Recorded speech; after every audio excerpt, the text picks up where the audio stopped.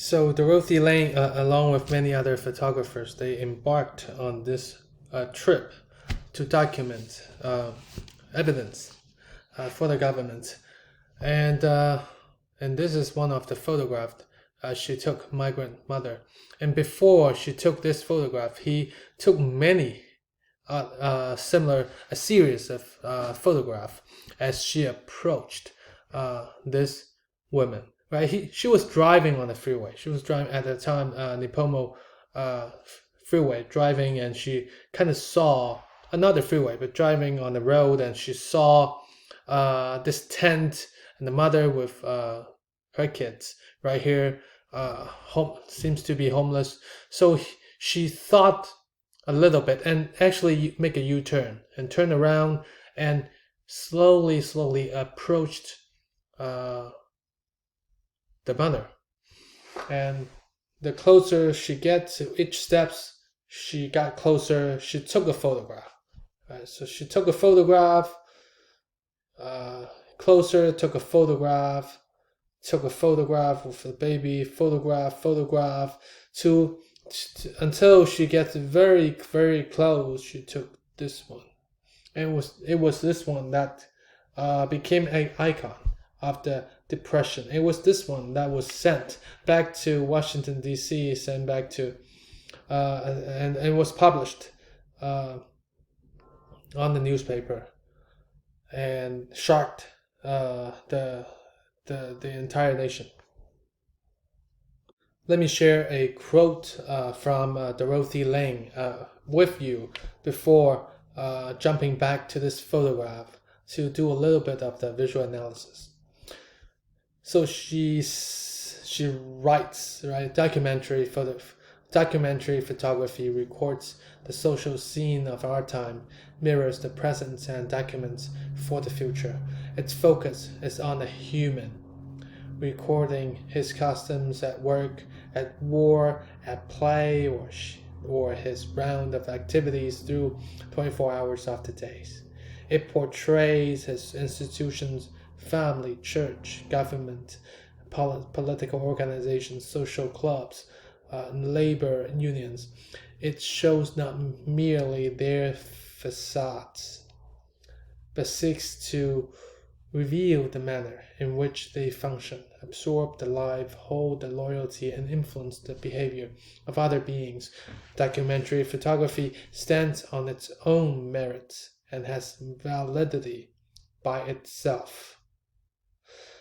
Uh, can you summarize? What does that mean? Well, this is Dorothy Lane's faith in documentary photography. It's her faith in what photography can do, right?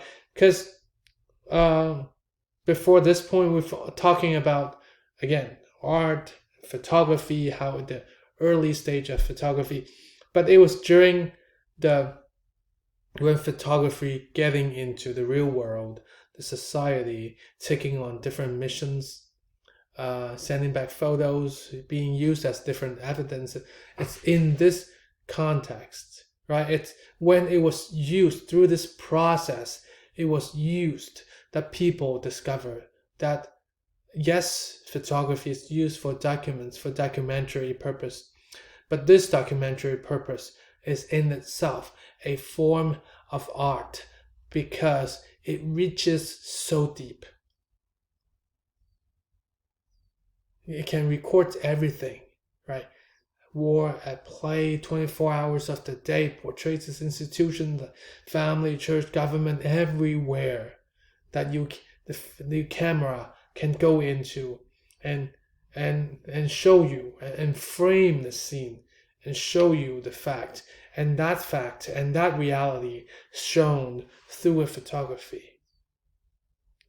It's a interpretation. It has opinion in it. And that's why documentary photography stands on its own merit and has validity by itself, just like other forms of art. Documentary photography, back to this example of documentary photography.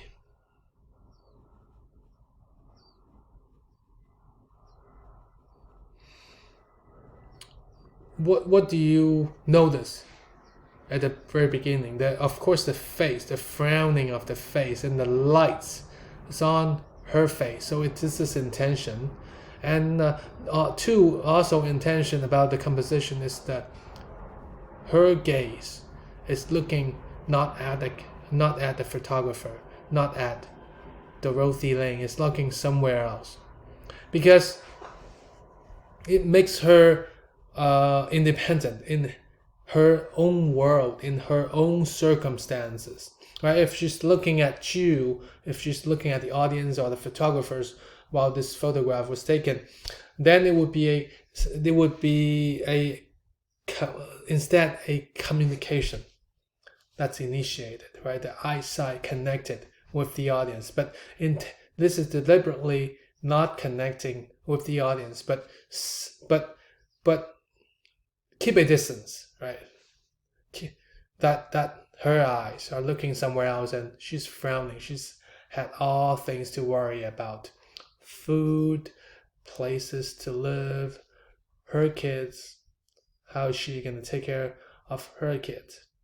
And the baby sleeping in her arm, and with the boys hiding in her back, looking backwards. So mother looking forward, all the kids looking backward, amplifies her way, her brevity, right? And especially the highlight is on her face in this case. So these group of people, the mother and children, these are according to the poverty statistics that's in the United States. That's also the two group of people, women and children, that has the highest percentage of poverty, living in poverty. So this group is already the subject's already vulnerable, and the way they look, right, creates this huge contrast.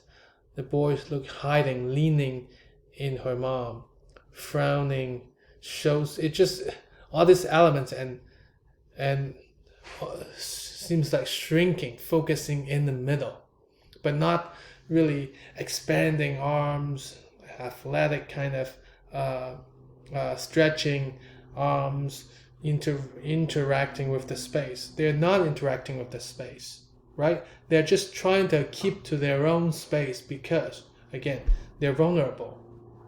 Every step that they reach outside of this little area, it's dangerous for them. Outside the tent, it's dangerous for them because they have they don't have a stable place to stay. So all the elements here that Dorothea Lange captures really expose the vulnerability of these group of people. And that's why this vulnerability was felt when it was published, and when the reader saw this photograph, and when the government saw this photograph. So Dorothy Lange really did the job because she was provoking action, right? And the action, I mean, these effects was pretty effective, because the government, not long later, the government sent the funds and help and resources to California, exposing vulnerability, bringing the attention of the politicians, and make changes to social conditions, right? I think that's when we went back to the social documentary, the purpose of this social documentary.